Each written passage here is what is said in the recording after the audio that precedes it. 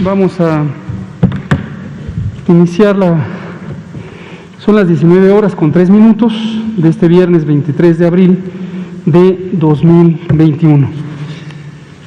Desde aquí, desde el Palacio Nacional de México, en la Ciudad de México, vamos a iniciar la conferencia de prensa diaria sobre COVID-19 que hemos tenido diariamente para informar sobre la situación que guarda la epidemia y ahora sobre el avance del plan de vacunación. En las últimas semanas hemos modificado el esquema de la presentación con un elemento adicional que nos parece que es de suma importancia, que es escuchar las voces de quienes son las personas líderes de los sistemas de salud estatales. Hemos ya tenido el privilegio de escuchar a nuestros colegas de Campeche y también de varias entidades. Hoy tenemos el gusto de recibir aquí en presencia al doctor Roberto Bernal, quien es el secretario de Salud de Coahuila y director de los servicios estatales de salud. Bienvenido, doctor, me da mucho gusto. Y la idea es que el doctor Bernal, inmediatamente después de la presentación del informe técnico y del informe de vacunación, nos pueda compartir la perspectiva de una entidad que ha estado, igual que las otras 31, enfrentando el reto directo de tomar las decisiones administrativas, organizativas, para el control de la epidemia, para la expansión hospitalaria, etcétera, etcétera. Y lo que quiero hacer notar, antes de iniciar la conferencia en este sentido, es que noten ustedes aquí como comunicadoras y comunicadores, pero también el público en general, las diversas contribuciones de lo local. Las autoridades locales, como hemos dicho muchas veces, tienen el doble papel de ser autoridades administrativas en sus sistemas de salud, pero además el gobierno del Estado es una autoridad de salud y muchas de las decisiones que se tienen que tomar para implantar las recomendaciones generales de la Estrategia Nacional de Control y Prevención de COVID-19 tienen que ver con estas decisiones locales. La confluencia de esfuerzos es fundamental y estamos en el Gobierno de México muy satisfechos, muy orgullosos de la contribución plural que se ha dado por cada una de las 32 entidades federativas que atienden estas decisiones en su ámbito de competencia. Entonces, muy bienvenido, doctor Bernal. Vamos, entonces le pido al doctor Ruy López Ridaura, director general del Senaprece, va a ser la doctora de la Garza. Le pido a la doctora Ana de la Garza si nos presenta el informe sobre la epidemia. Enseguida yo presentaré lo que respecta a vacunación, escucharemos al doctor Bernal y después abrimos a preguntas y comentarios. Doctora Ana Lucía de la Garza, directora de Investigación Operativa Epidemiológica. Muchas gracias. Con su permiso, señor secretario, señor subsecretario, muchas gracias. Muy buenas tardes a todas y todos. Precisamente, pues, el día de hoy yo estaré brindando información para ustedes, el informe del tema nacional y lo que está ocurriendo en nuestro país en el contexto de la epidemia y también estaremos brindando, como saben, pues, información referente al semáforo epidemiológico, que también, pues, lo abordamos con ustedes cada 15 días en esta conferencia de prensa. Entonces, pues muchas gracias a todos los que nos están visualizando en este momento para dar esta información y yo terminaré de dar la misma y saldré del panel también, por supuesto, para guardar la sana distancia entre nosotros y pues estaré atenta. Muchas gracias. Entonces, pues para presentarles el día de hoy, como ya se venía comentando, de hecho desde hace 2 días hemos estado también presentando la gráfica en donde podemos observar los casos estimados y vemos pues que se ha incrementado, ¿no? Lamentablemente esta cifra, de hecho ayer estaba en el 9%, el día de hoy la visualizamos en el 10%, para el día de antier estaba en un 8%, entonces pues básicamente en estos en estos 2 días hemos visualizado que para la semana, ¿no? Para la semana epidemiológica 14, esto se ha incrementado.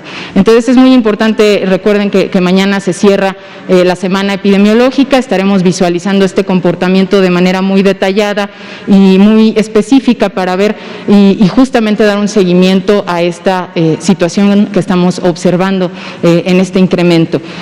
Ya en este momento con una cifra de 2.511.865 casos estimados, también importante mencionar, ¿no?, que se han recuperado 1.845.008 personas en nuestro país y que en este caso también para mencionar la cifra de los casos estimados y alinearnos a lo que estamos observando, visualizamos que menos del 1% o aproximadamente el 1% representan, ¿no?, en este momento la parte activa, los casos activos estimados llegan hasta este momento en un 27.615 en esta cifra que podemos observar y lamentablemente pues también se han confirmado 214.504 defunciones lamentables. Es importante, ¿no?, enfatizar el mensaje que queremos comentarles brindando esta información en la que estamos visualizando evidentemente pues que de tener ya algunas semanas consecutivas en donde habíamos visualizado que esta parte de los casos estimados se encontraba disminuyendo, pues queremos enfatizar nuevamente la importancia de continuar con las medidas preventivas todas y todos en casa, como son la sana distancia, por supuesto, que como saben, y es siempre importante recordar, debe ser de más allá de 1.5 metros, ¿no?, entre cada uno de nosotros. También el lavado de manos lo más frecuente posible. Si no hay alcance de agua y jabón en ese momento, se puede utilizar alcohol gel también. Y muy importante, pues la etiqueta también respiratoria. Aunque yo estornude con el cubrebocas, es importante también cubrirme con la parte interna del codo cuando yo tenga tos o tenga pues la parte del estornudo. Y bueno, pues estas medidas tenemos que continuar dado lo que estamos presentando en este momento. En el escenario nacional también con una positividad del 19% en este momento. Saben que pues es un elemento que presentamos de manera semanal. Afortunadamente hemos tenido esta disminución también de 4 puntos porcentuales con respecto a la semana anterior. Todavía visualizamos que está en este momento disminuyendo como tal, pero pues sin embargo, como les comento, es muy importante estar dando seguimiento. Casi llegamos a la cifra de 7 millones, ¿no? Vamos en 6.509.956 personas notificadas. Vamos considerando los resultados confirmados y negativos también en este sistema de vigilancia que tenemos y por supuesto pues son datos que vamos revisando y que vamos brindando de manera diaria también a ustedes a través de nuestro comunicado técnico que está publicado en la página de COVID y de la Dirección General de Epidemiología y al que pues todo el mundo puede también tener acceso a esta información y además pues también a la información que está ocurriendo en el panorama internacional que también la publicamos de manera diaria y que es importante y la pueden visualizar. En cuanto a la letalidad, pues observamos en este momento que no hay cambio para la semana epidemiológica en la que se presentan estos datos.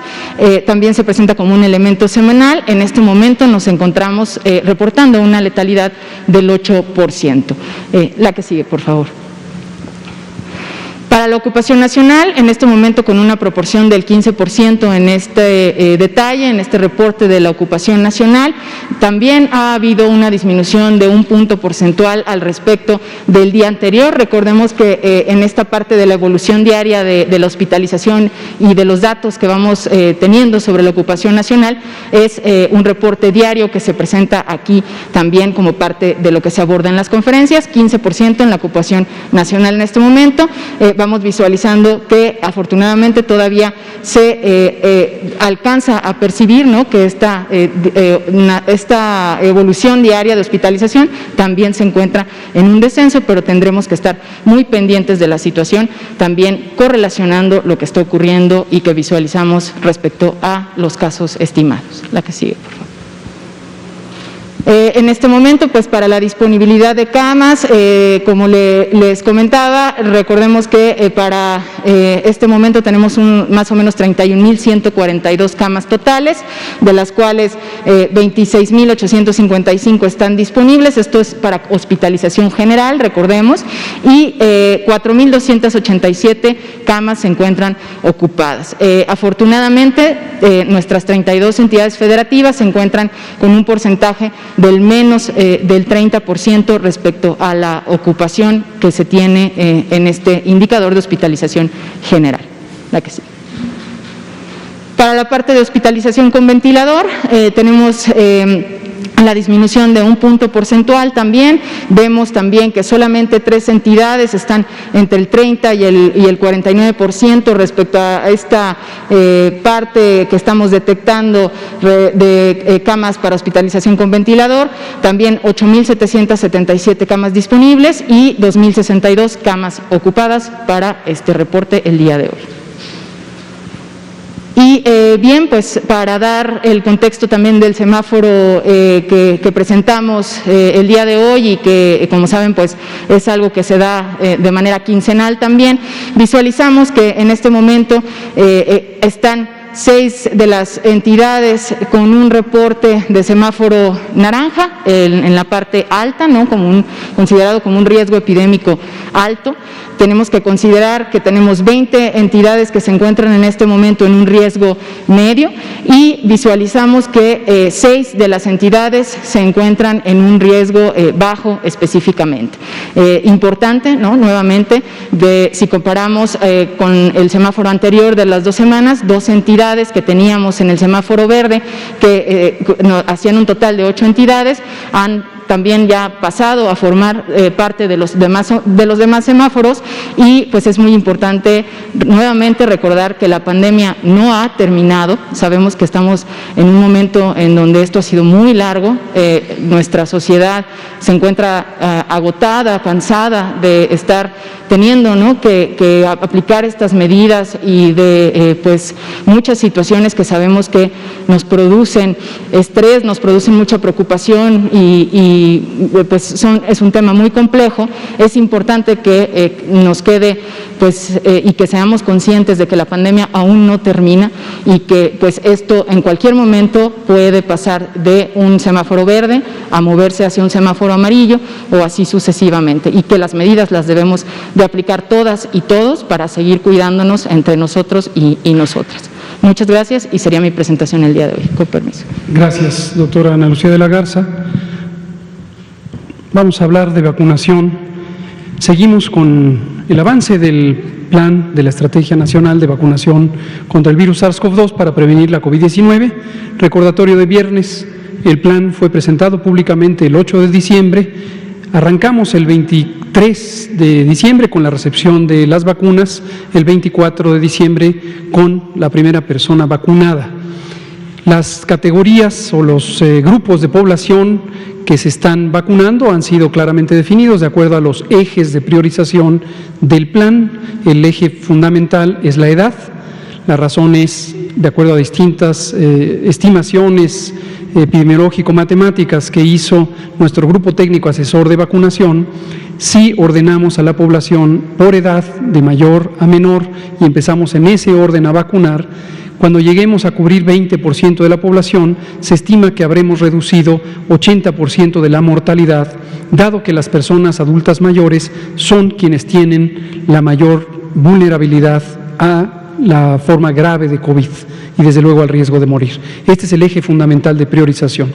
Tenemos ejes secundarios o elementos secundarios de priorización. Uno muy importante es lo que médicamente llamamos comorbilidades, y que quiere decir enfermedades generalmente crónicas de larga duración que las personas pueden tener y que aumentan su riesgo de complicarse y lamentablemente de perder la vida.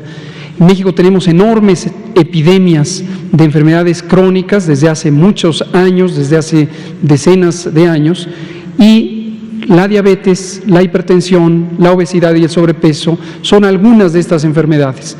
Y es importante considerar que se recomienda de manera más estricta, más enfática, que las personas que tengan estas enfermedades de larga duración, también las enfermedades cardíacas, la enfermedad pulmonar crónica, los cánceres, la inmunosupresión, son situaciones que aumentan el riesgo de tener COVID grave y de fallecer. Por eso hacemos ese llamado dentro de cada categoría de edad, que las personas que tienen estas enfermedades con mayor razón acudan a vacunarse. Y un tercer eje de priorización es la oportunidad de utilizar a la vacuna como un mecanismo para, en condiciones de baja actividad epidémica, reactivar la vida pública, sobre todo aquellos servicios que son indispensables para garantizar derechos. Y esto es el ejemplo muy marcado de la educación. Por eso iniciamos desde hace varios meses la vacunación a personal educativo, primero en el estado de Campeche, que fue el primero que tuvo semáforo verde y que se sostuvo por 6 meses en semáforo verde. Y desde el martes 20 de abril estamos ya vacunando en todas las entidades federativas, en bloques, en grupos, de acuerdo precisamente a la situación epidémica. Cuando se considera estable, se inicia en estas entidades federativas. Y empezamos con 5 entidades federativas, que en este momento son Chiapas, Veracruz, Tamaulipas, Coahuila, y hoy nos acompaña aquí el secretario de Salud del Estado, y Nayarit. Terminaremos seguramente rumbo al domingo este primer ciclo de 5 entidades federativas y a continuación continuaremos con las otras. 397.292 dosis de vacuna fueron aplicadas ayer hasta las 9 de la noche y las unidades de vacunación no paran, todos los días abren muy temprano, generalmente desde las 6 de la mañana ya se están haciendo los preparativos de logística y a las 7:30, 8 abren las unidades de vacunación. Aquí quiero anticiparme a una posible inquietud de algunos de ustedes. En algunas unidades de vacunación tuvimos un desfase en el acceso a la vacuna, es decir, que llegara la vacuna a la unidad. Concretamente en la unidad de Jiutepec, Morelos, hoy tuvimos un desfase, hubo inquietud muy legítima, por supuesto, por parte de las personas adultas mayores que esperaron por horas porque se había terminado la vacuna. También aprovecho para denunciar que ha habido personas con pocos escrúpulos que han querido de manera oportunista sacar ventaja de esto. Y hubo personas que se metieron un poco ahí en el proceso que no tiene nada que ver con las unidades de vacunación y que empezaron a cobrar a las personas por registrarse en la lista. Entonces tengan mucho cuidado. La vacuna, todo el proceso de vacunación, la lista, el orden de llegada, absolutamente todo es gratuito. Si alguien quiere cobrarle en un puesto de vacunación o en algo relacionado con la oportunidad de acceder a la vacunación, esa persona está cometiendo un fraude, no hay duda alguna, porque todo el proceso es absolutamente gratuito. Si le dan agua en el puesto de vacunación, si le dan una fruta en el puesto de vacunación, como lo estamos haciendo, eso es gratuito, que no le cobren absolutamente nada. Y si alguien le quiere cobrar, es una persona que quiere cometer un fraude y hay que denunciarla. Vamos a la siguiente. En forma acumulativa estamos acercándonos a 16 millones de dosis, 15.874.809 dosis de vacunas han sido administradas a las personas en México desde el 24 de diciembre. La siguiente. Veámoslo por los distintos grupos poblacionales. Como pueden constatar, sigue el progreso, el aumento de las personas vacunadas en los 3 grupos: personal de salud de primera línea, público y privado. Sigue avanzando la vacunación para quienes han sido identificados formalmente como personal de primera línea, de acuerdo con la definición técnica claramente estipulada. Tenemos también al personal educativo. Esta lista está avanzando rápidamente. Ayer nos hacían una pregunta que me parece importante de responder sobre estos esquemas medios que quedaron en Campeche. Se trata de vacunación con las vacunas de doble dosis y dado que en este momento y desde el 20 de abril estamos usando solo la vacuna de una dosis, que es CanSino, esto solo puede ser en el estado de Campeche. Lo rastreamos ayer a propósito de la pregunta. El doctor López Ridaura, quien es el coordinador operativo de todo esto, ya nos comentaba que hay personas que no se presentaron a su segunda vacuna y se les está rastreando, se les está buscando y recomendamos que acudan por su segunda dosis de vacuna. Los esquemas de doble dosis no son suficientes, la potencia que se alcanza con una sola dosis de vacuna. Entonces, a estas 5,000 personas, en su mayoría, son esquemas que se estarán poniendo en estos días, pero hay 590 y algo que no se presentaron a la segunda dosis. No son todas, son 590 y algo, el 10%. Y las demás son personas que trabajan en el sistema de educación y que con una sola dosis ya quedaron protegidas porque es la vacuna CanSino, cuyo régimen es de una sola dosis. Finalmente tenemos a las personas adultas mayores en general en las 32 entidades federativas. Esto sigue en paralelo de esto y de esto, se sigue avanzando en todas ellas. 10.527.002 hasta el corte de las 21 horas de ayer, 4.223.670 ya con el esquema completo. La siguiente, por favor.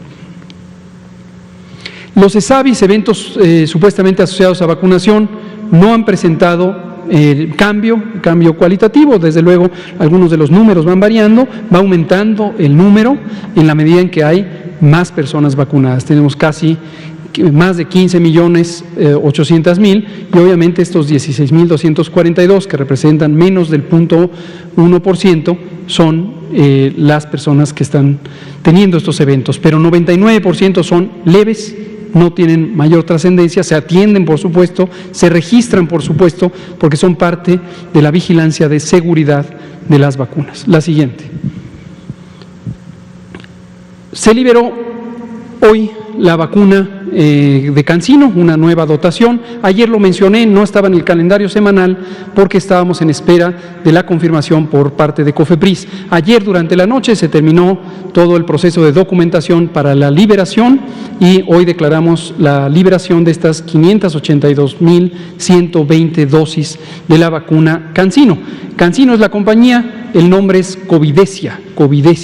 Como verán, a veces usamos indistintamente el nombre del laboratorio o el nombre de la vacuna. En este caso, Covidesia, marca registrada, es la vacuna de la empresa china CanSino. La siguiente.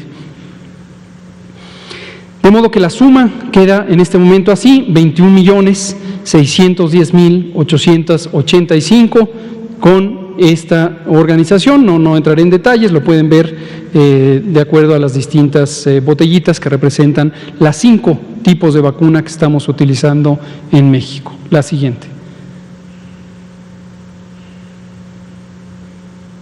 Y finalmente cerramos con el calendario semanal. Pusimos ahora sí estas que ayer no habíamos puesto, pero ya están marcadas en amarillo en la medida en que ya quedaron liberadas desde hoy, viernes 23 de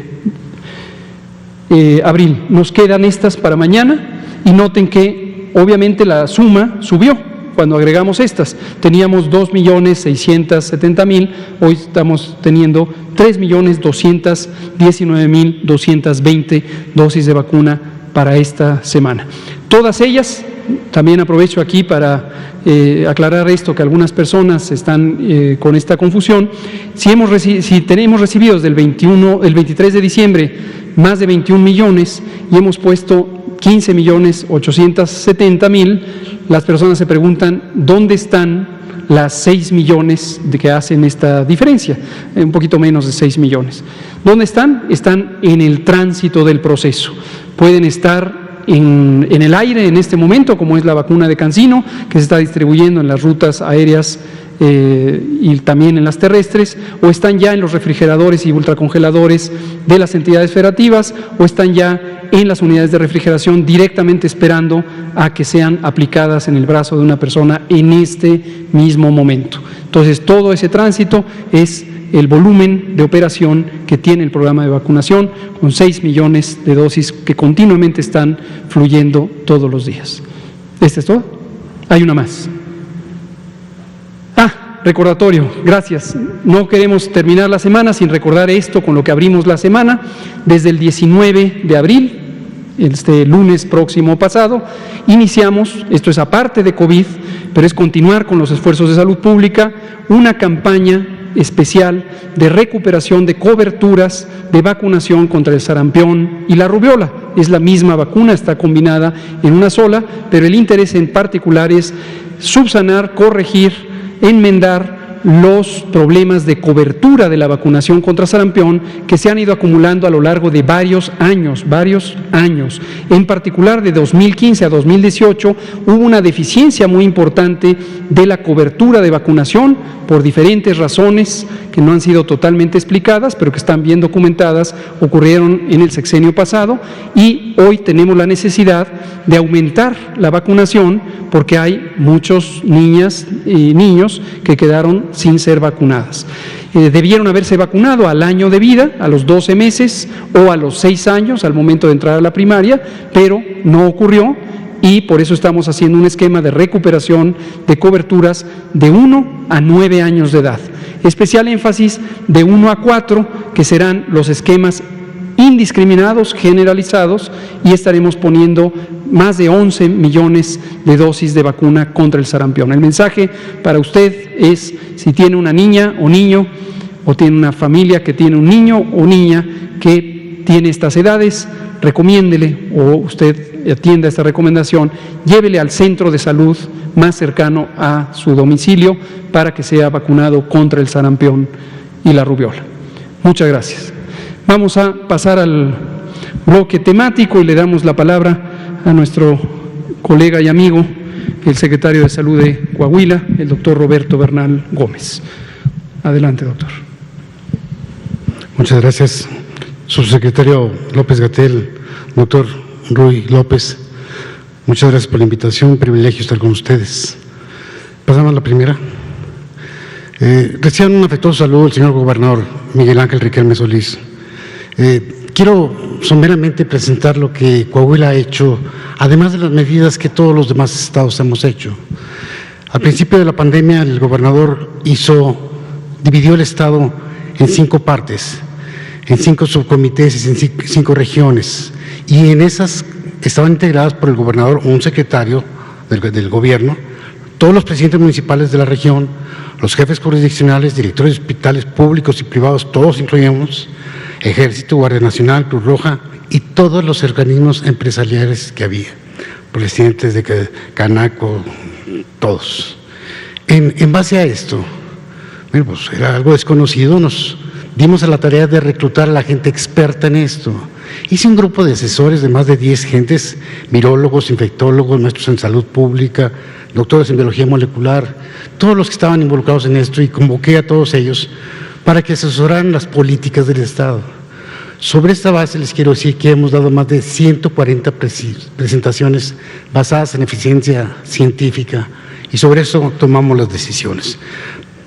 Analizamos las experiencias de otros lados del mundo, bajamos los artículos más connotados del momento y presento temas de momento, ¿no? Mortalidad infantil, COVID y embarazos, las vacunas, todo esto. Entonces, estas 140, el gobernador las ha oído los principales comités, y ha sido un trabajo extenuante porque, bueno, pues cada semana tengo que preparar mínimo 1 o 2, ¿no? Y bueno, tengo un grupo de los asesores de 10 trabajando. Estamos el domingo concluyendo las conferencias, ¿no? La que sigue, por favor. Si no hay muestras, no hay diagnóstico, no hay cercos sanitarios. Entonces era muy importante al principio hacer muchas muestras. Bajo estas condiciones de inicio, que no se conseguían los insumos, que no se conseguían los reactivos, que era muy difícil, nosotros logramos poner 5 reactivos de biología molecular y incrementamos la capacidad de nuestro laboratorio molecular. De 40 pruebas diarias llegamos a 2,000 pruebas diarias. Y ahorita estamos menos porque ya no se requiere tanto, estamos en verde. Y quiero decirles algo a mucho orgullo, que el promedio de pruebas realizadas de acuerdo a al CISBERG y a las estadísticas nacionales es de 4,746 pruebas. Nuestro estado ha tomado 13,659 pruebas por 100,000 habitantes. Llevamos un total de 436,650 pruebas realizadas, que eso significa haber muestreado a más del 13% de la población de Coahuila. ¿A qué sigue? Una cosa interesante, si quieren pasar el video, por favor, hicimos una georreferencia. En rojo están los casos activos, después de 14 días, si no están hospitalizados, se convierten en verdes y las desafortunadas defunciones son amarillas. Sobre esta base nosotros podíamos tener la localización de dónde se concentraba más. Se crearon 6 centros de rastreadores con base en la experiencia internacional. Alemania y Nueva York tuvo una muy buena experiencia con esto. Entonces, en cada uno de estos centros pusimos de 50 a 100 muchachos rastreadores. Los hicimos unos expertos en el tema, saben cómo diagnosticar, cómo los contagios estrechos, los contactos estrechos, a quién acudir para tomar pruebas, saben todo. Y se hizo una calculadora de vida que le hicieron los epidemiólogos del Estado, donde se selecciona el puntaje, aquí están fiebre, palpitaciones y todo, peso. Sobre esa base tenemos 3 categorías, una es con seguimiento virtual, otra es con seguimiento domiciliario y otra es con atención urgente. Les quiero decir que todos los casos positivos los tenemos controlados. Va a pasar uno que otro no, pero tratamos de que la gran mayoría de casos positivos salen. Cuando salen los casos positivos en la mañana, los distribuimos de 3 formas. Van a la jurisdicción sanitaria, va a georreferencia y va a rastreadores y va con el paciente. Entonces tenemos muy buen control de los casos positivos. El seguimiento virtual lo llevamos por teléfono, seguimiento domiciliario lo visitamos, le tomamos oximetría, signos vitales, medicamentos si requiere, y el seguimiento urgente, bueno, pues lo llevamos a un hospital. ¿A qué sigue? Recordarán el caso de Monclova, hace un año precisamente. Hace un año llega un chofer, un médico, no sabemos quién fue el primero, pero el caso es que muere el chofer y a los 2 días muere el médico y empiezan los contagios tremendos en el hospital y muchas muertes. No tenemos experiencia, nos pusimos a trabajar, esto es en el hospital del IMSS de Monclova, donde eran los contagios. A través de la empresa Kia en Monterrey, nos contactamos con los principales investigadores de Corea del Sur, que ya había pasado esto, y les presentamos el caso, lo analizamos, nos apoyó también la Secretaría de Salud de Nuevo León, y tuvimos intercambio de experiencias. Entonces ellos nos asesoraban, cierra el hospital, doctor, bajo un protocolo, todos los pacientes se quedan 14 días, el personal los muestrea, los que estén positivos los llevan a un hotel, los que estén negativos los siguen trabajando con medidas de protección. Empezamos a trabajar, hicimos algunas publicaciones, no sé, doctor López, si ya la vio esta publicación, es una publicación bien interesante. Creo que sí nos hemos distinguido por apegarnos mucho a lo publicado en la actualidad. La que sigue. Y bueno, finalmente, después de muchas negociaciones con el Seguro Social, hay un convenio interinstitucional que no había habido de este tipo, de tal forma. Una de las torres del Seguro Social se hace COVID, que atiende a todos los pacientes COVID de la región. Y nosotros ponemos un hospitales móviles, y aquí atendemos a todos, esa torre era de cirugía y medicina interna, entonces todos los pacientes de cirugía y medicina interna del Seguro Social y de la población abierta, ahí los atendimos hasta la fecha. Entonces es un convenio muy interesante que, bueno, pues vamos de la mano con el Seguro Social. ¿La que sí? Otra de las cosas que hicimos, hay pacientes que no requieren de los cuidados hospitalarios propiamente, tanto en una forma prehospitalaria, que requieren de soporte de oxígeno, de vigilancia no tan estrecha como un hospital, y esos son los que llevamos a estas estancias de contención, o pacientes que ya estaban en recuperación, que todavía necesitaban vigilancia, pero no hospitalaria. Esto nos permitió bajar un 25% de la ocupación hospitalaria, estas estancias de contención. La que sigue. Migrantes. Migrantes ha sido un tema, todo un tema. Tenemos 2 fronteras, Piedras Negras y Acuña. La atención del 19 fueron alrededor de 30 y tantos mil migrantes. La atención del 20 fueron 2.500 migrantes nada más. Se cerraron las casas de migrantes, disminuyeron en forma importante los migrantes. Todavía por semana nos regresan deportados de 400 a 600 migrantes todos los días por cada una de las fronteras. Llegan unos 100, 150, entonces son bastantes, pero ha disminuido en forma muy importante. De estos, atendimos en el 2020 a 3.030 nada más, de 25.000 nada más a 3.000, y de estos fueron positivos para COVID, 9 hombres, 5 mujeres, para un total de 14, nada más. Bajó en forma importante. ¿A qué sigue? Fuimos el primer estado en vacunar junto con la Ciudad de México a los médicos.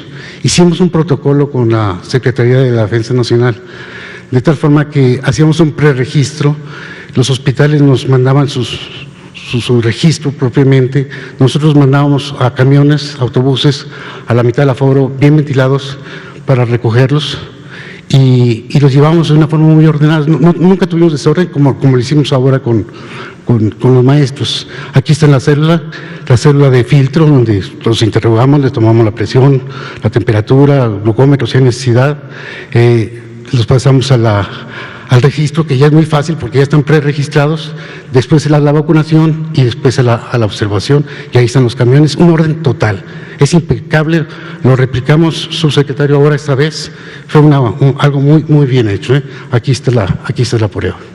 Hubo un momento donde las redes sociales sacaron algo que estábamos vacunando a los de 50 años y se nos llenó todo, pero bueno, pues los tuvimos que regresar, pero en general esto estuvo muy bien. Entonces, tanto médicos como profesores, esta es la forma de tratarlos. La que sigue.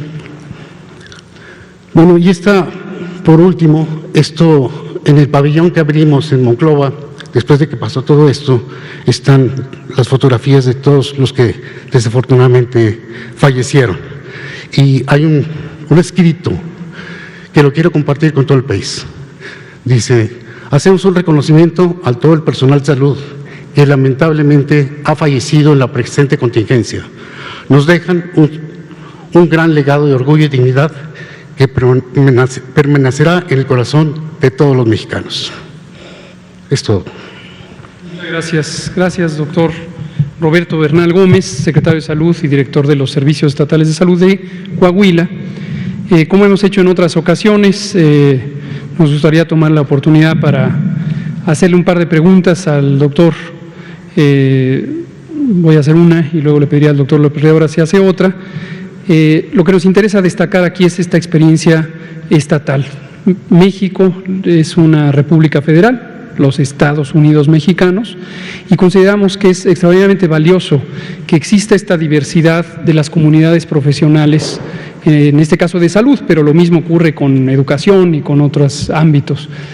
Y efectivamente, en el caso de Coahuila tenemos ejemplos muy útiles de una respuesta ágil, de un compromiso institucional muy claro.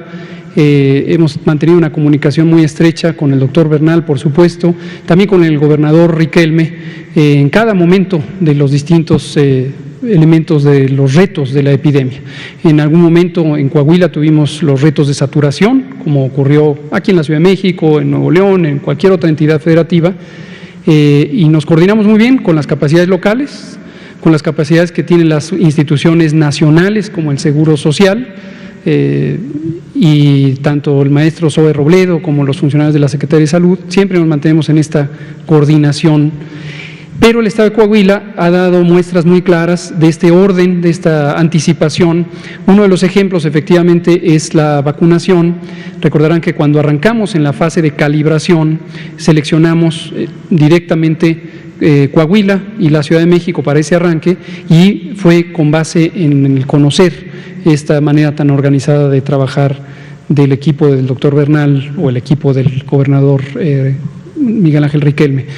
Entonces, yo le quisiera hacer una pregunta, doctor, desde la perspectiva del Estado.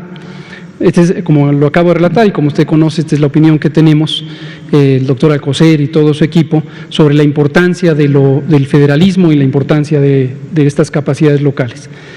¿Usted cómo vive, digamos, cómo ha vivido el reto el Estado con respecto a lo que ocurre en otras entidades federativas y lo que ocurre en el conjunto de la nación? Un poco mi idea, sabe que esto lo hemos comentado en el Consejo Nacional de Salud, siempre vemos oportunidades de tener modelos de trabajo que sean exportables. Hoy mismo que tuvimos una reunión técnica con 7 entidades federativas que están teniendo curvas epidémicas al alza, Colima expresó algo que nos pareció muy interesante, y próximamente la doctora Leticia Delgado va a estar aquí. Y así queremos siempre sacar experiencias de que un Estado las contagia todo lo positivo a los demás. En la franja fronteriza hay un reto particular, ya lo menciona usted, no solo de la migración, sino incluso del tránsito ordinario, que es cotidiano. Más del 90% de las comunidades de frontera están circulando casi libremente de un lado al otro de la frontera. Los 6 estados fronterizos tienen modelos de organización de muchas cosas. En salud, ¿de qué manera ha contribuido ese modelo de organización a enfrentar el reto de la pandemia de COVID-19? Bueno, como saben, en Estados Unidos, en las fronteras, la aplicación de vacunación es libre en este momento. Va cualquier persona y se vacuna. La mayoría de las personas de la frontera tienen acceso porque tienen hijos estudiando o trabajan allá. Hay un flujo de más de 5,000 gentes yendo y viniendo todos los días, ¿verdad? Tenemos filtros sanitarios, pero pues son sencillos, se toma temperatura y un interrogatorio, pero es prácticamente imposible con tanta gente hacer esto, ¿no? Sí ha sido realmente un problema. Como le comentaba a los migrantes, afortunadamente ha disminuido mucho por todo esto, por la misma pandemia, ¿no? Entonces eso nos ha favorecido el control. Creo que vamos bien en relación a todo el país. Nos hemos esforzado por ser muy transparentes, subsecretario, porque tenemos una portada de internet en donde la gente puede diariamente ver cómo van nuestros números. Al gobernador le informo 2 veces al día cómo va evolucionando todo. Tenemos 6 semanas en verde. Obviamente poco a poco vamos disminuyendo las medidas de contención y creo que en general pues vamos bien. Estas 6 semanas lo demuestran. Ha sido difícil. Lo que les comenté del caso del Seguro Social de Monclova fue muy difícil, ¿no? Veíamos muchos contagiados y muchos muertos y no podíamos hacer hasta que, bueno, se logró algo, ¿no? Creo que lo estamos haciendo bien, subsecretario. Creo que hay otros estados que trabajan muy bien también, ¿no? Pero nuestro esfuerzo y nuestra dedicación, el que haya dividido en 5 regiones el gobernador, creo que ha sido muy positivo, porque lo que pasa en el norte no pasa en el sureste ni pasa en la región lagunera, ¿no? La región lagunera tiene características muy particulares por ser vecina de Durango, está con Gómez Palacio y con Lerdo. Entonces muchas de las pruebas y muchos de los positivos los adquiríamos nosotros porque nosotros éramos los que tomábamos las pruebas.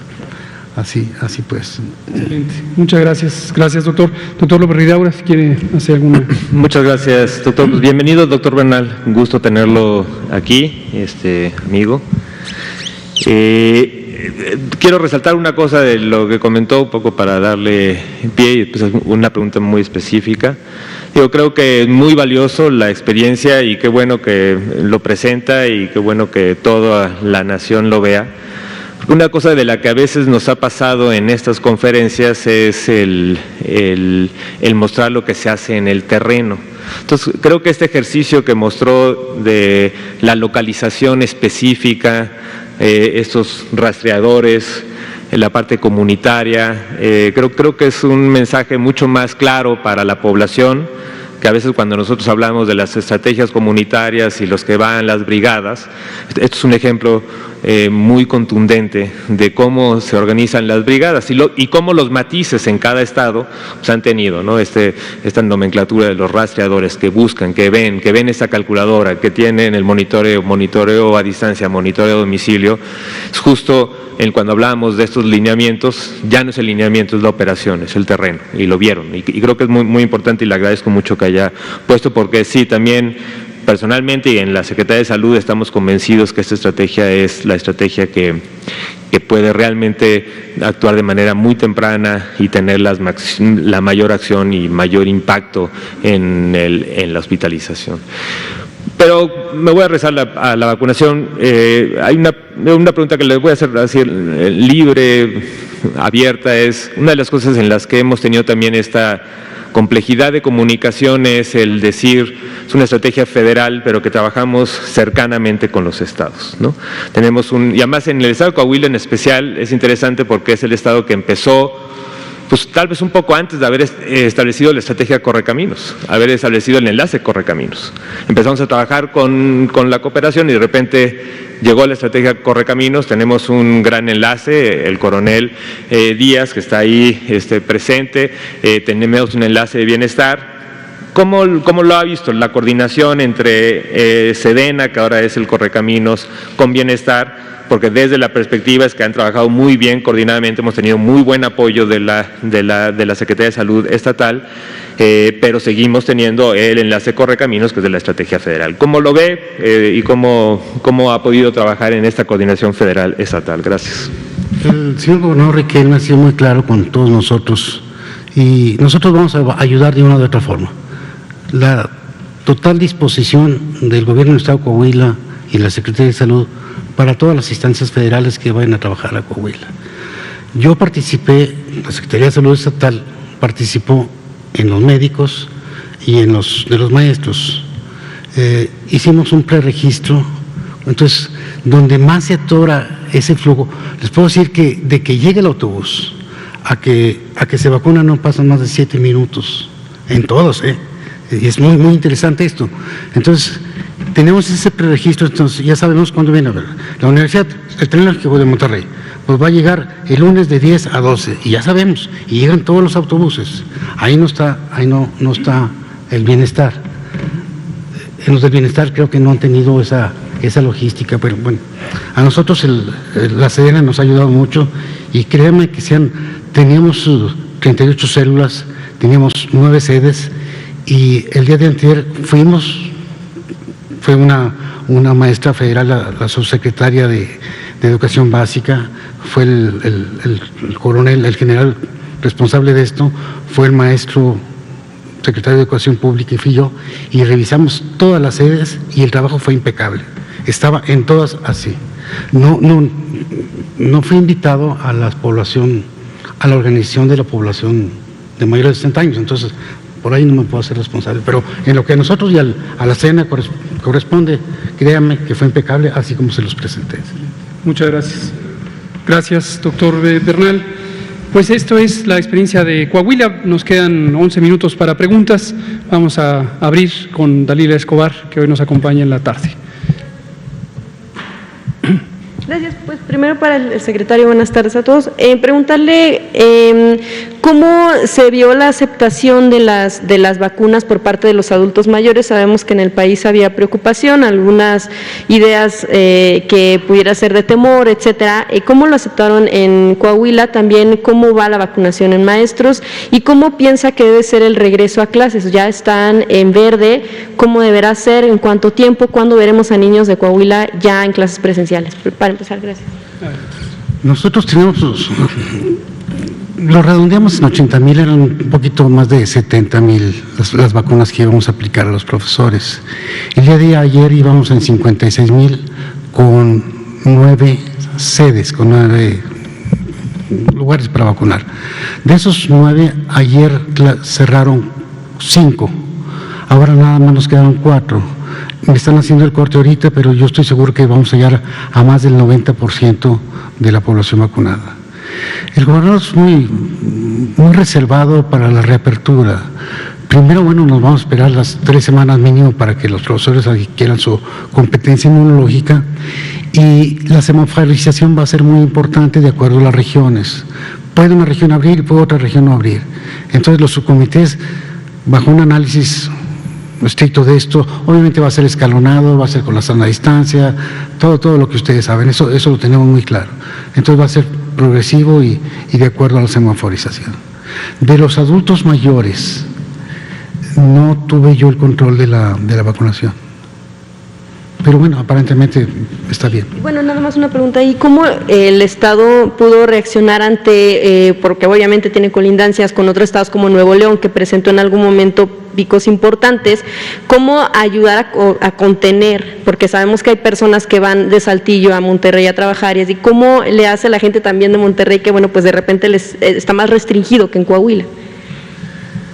Ha habido, primero uno de los decretos que hicimos en Coahuila, el uso de cubrebocas, fuimos probablemente el primer estado, no estoy seguro, pero sí, uno de los primeros estados que por decreto se estableció el uso de cubrebocas, y los filtros a las entradas de todas las ciudades y todos los pueblos. Había policías tomando la temperatura, haciendo un interrogatorio. En los momentos difíciles se les prohibió la entrada a la gente de Nuevo León. Nuevo León tiene muchas, la Sierra Arteaga es una sierra muy, muy bonita y y muy pegada a Nuevo León. Entonces ellos tienen casas de descanso ahí, y hubo momentos en donde no se les permitió llegar, cuando estábamos en rojo. Gracias, secretario. Nada más para el subsecretario Hugo López-Gatell. De lo que ha observado, lo que menciona usted que ha tenido comunicación con todos los estados, con todos los secretarios de salud, de todas las estrategias que ha visto, porque bueno, obviamente la federación establece parámetros y ya cada entidad, como al ser una autoridad de salud en sí, toma decisiones y aplica las estrategias de diferente manera. De todas las estrategias que ha visto, ¿cómo las calificaría? Y se ha notado que hay errores, pero obviamente, bueno, pues se respeta la autonomía de cada entidad. Si hay algún error que ha detectado usted, ¿cuál podría ser? Tal vez a lo mejor de manera generalizada, pero para que llegue con un mensaje, ¿qué errores se han podido cometer y qué aciertos o cuál es el acierto más importante que ha encontrado? Y del tema que hablaba de la venta esta o fraude que podían cometer, no va a haber como sanciones, se tienen detectadas cuántas personas, etcétera, esas dos. Gracias. Muchas gracias. Sobre esa se la contesto más rápidamente. Básicamente fue a posteriori, un poco tardíamente, las personas que estaban en la fila se quejaron y varias relataban esta experiencia de que les habían cobrado por estar en la fila, 20 pesos, no parece mucho, pero seguramente quien abusó de la confianza de las personas, pues reunió algo de dinero. Desconozco hasta el momento si hay alguna manera de identificar quién hizo esta acción, pero se estará investigando. Ojalá que lo detectemos, pudiera ser que no necesariamente. Sobre lo otro, me parece una pregunta muy interesante y continuamente pensamos en ella. Insisto, para el doctor Alcocer y todo su equipo, siempre disfrutamos mucho de escuchar las experiencias estatales en las reuniones ordinarias o extraordinarias del Consejo Nacional de Salud o en cualquier otro foro, o en voz de los gobernadores y las dos mandatarias estatales en las reuniones que tenemos todos los jueves, o casi todos los jueves, con ellos. Y yo diría que en ningún caso se puede hablar de error.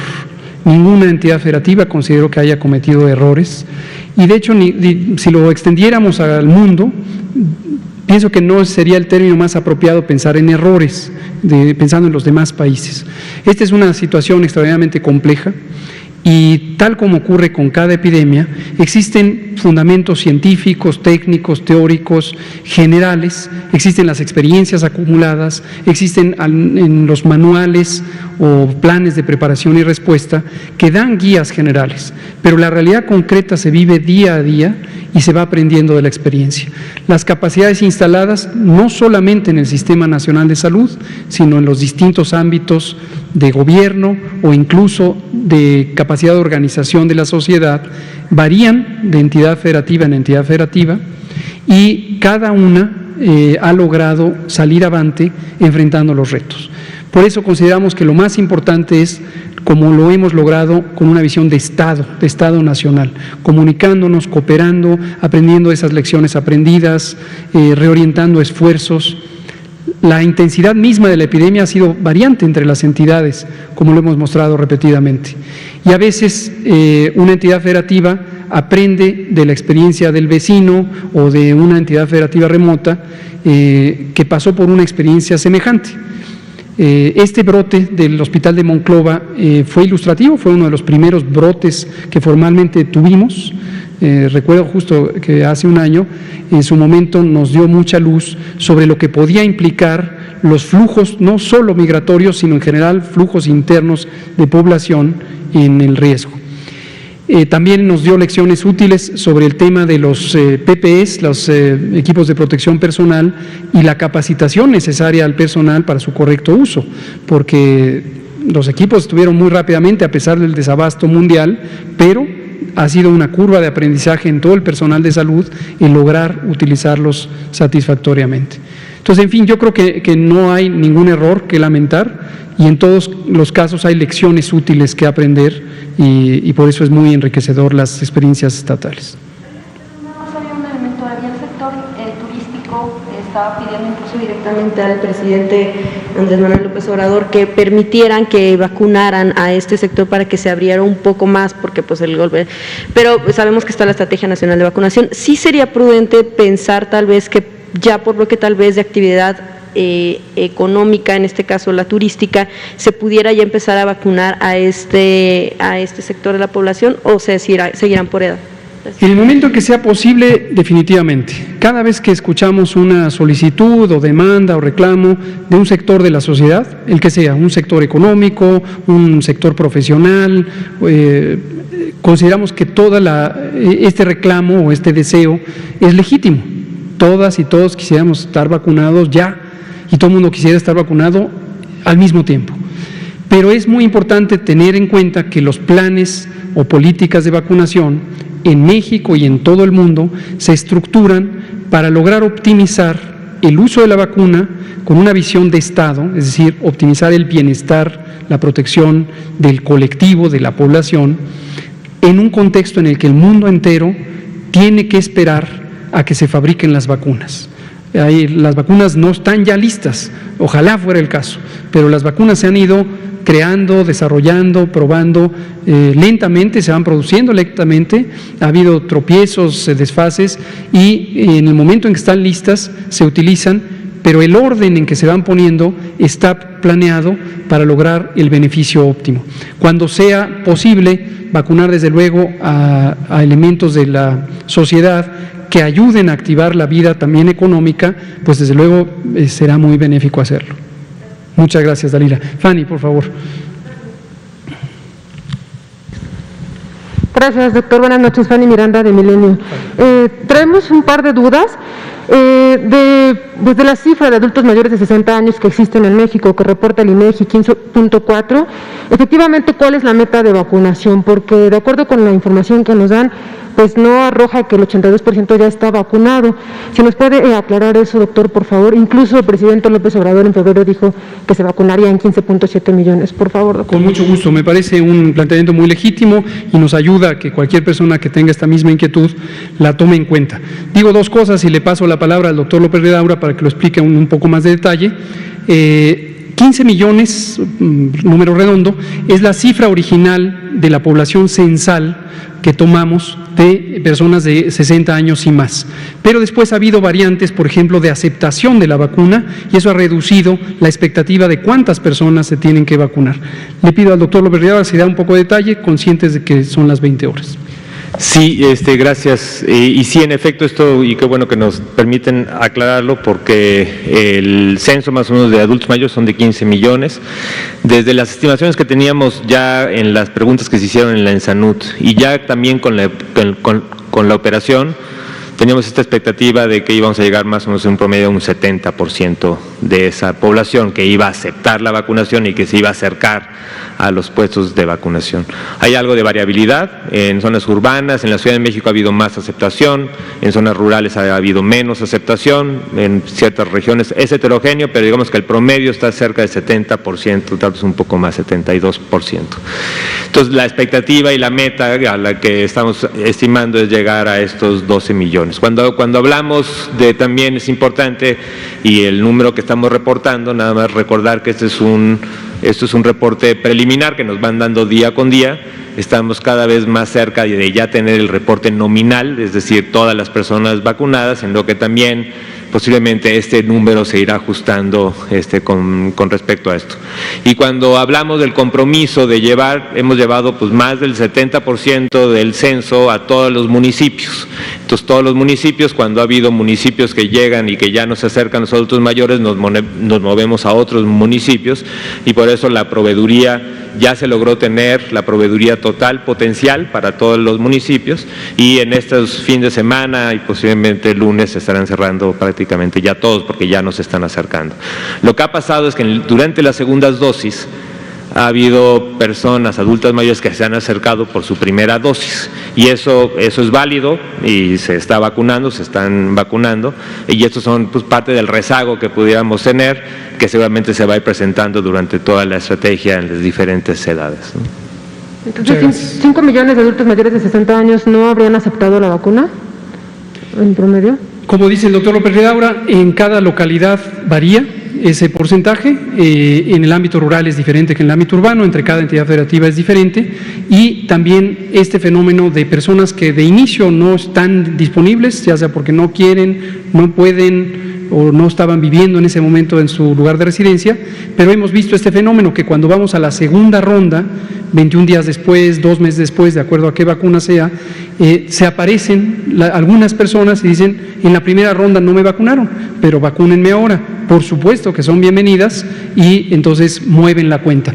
En términos generales, sí, la diferencia era, esperábamos 15 millones, en la práctica parece que se está concretando a 12 millones, números redondos, pero si durante las siguientes fases se aparece alguien y dice yo tengo 74 años y no me había vacunado, es bienvenido a vacunarse.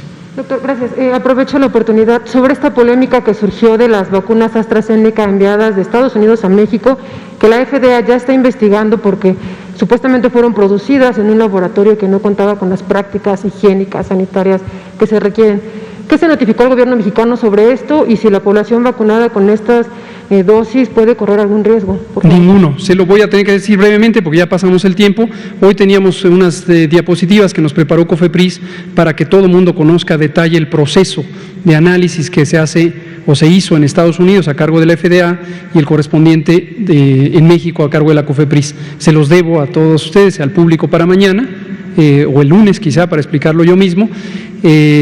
Pero se lo digo en una síntesis, las vacunas de AstraZeneca, 2.7 millones que llegaron a México provenientes de Estados Unidos, efectivamente fueron envasadas en la misma planta que está involucrada en este problema, una planta en Baltimore, Maryland, Estados Unidos, que está involucrada en un fallo de producción que llevó en su momento a eliminar 15 millones de dosis de vacuna de Astra.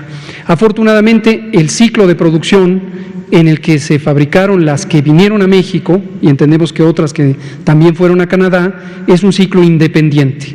Entonces, aunque sea la misma fábrica, el proceso de producción fue verificado por la FDA de Estados Unidos, que cumplió todos los estándares y la evaluación del producto final, de la cual nosotros tenemos un certificado de análisis, que es el documento legal internacional de reconocimiento de un producto seguro y de calidad y eficaz.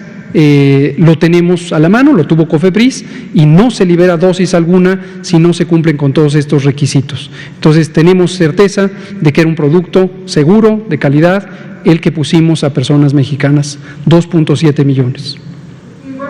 Puede hoy, si no después, compartir el dato de cuántos servidores de la Nación han sido vacunados también, porque eso no se desglosa en las cifras. Ayer la persona que estaba sentada en su misma silla, una persona de Radio Fórmula, me hacía la misma pregunta, quizá ahí está siempre la inquietud, quien se siente mañana ahí me podría hacer la misma pregunta. No tenemos un desglose específico de servidores de la Nación o de personas de Sedena o de personas que son de la SEP, porque quienes conforman las células de vacunación se vacunan por el hecho de conformar las células de vacunación, las famosas brigadas correcaminos. En ellas participan y son indispensables las y los servidores de la Nación, pero no son una población identificada por ser blanco de vacunación.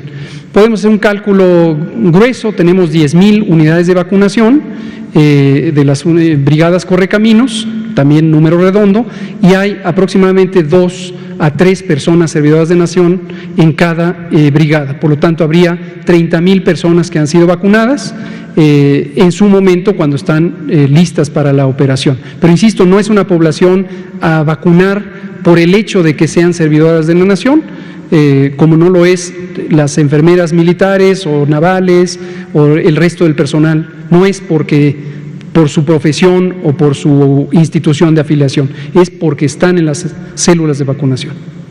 Muchas gracias, Fanny. Gracias a todas y todos, nos extendimos un poquito, gracias a CEPROPIE que nos permitió unos minutos más. Hasta pronto, nos vemos en la siguiente. Doctor Bernal, muchas gracias.